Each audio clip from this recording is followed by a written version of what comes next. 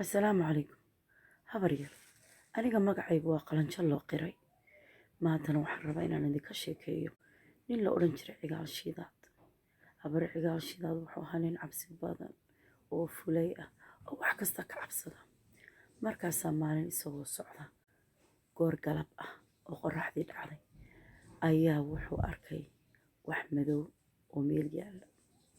Markaasuu yidhi alla waa bahal way cunayaa. Markaasuu geedku daba dhuuntay. Markaas habeenkii oo dhan geedkii buu ka daba jiray waa uu cabsoonay. Subaxdii markay gaadhay ayuu arkay wuxuu inuu geed ahaa. Markaasa wuxuu yidhi ma waxaan ku mooday ma waxaad noqotay mise waxaan loo noqon doonin. Waxaan ku mooday waa bahal waxaad noqoteen waa geed waxaan loo noqon doonin waa guura habeen. Markaa hadda kadib wuu iska ilaalin jiray inuu habeen baxo.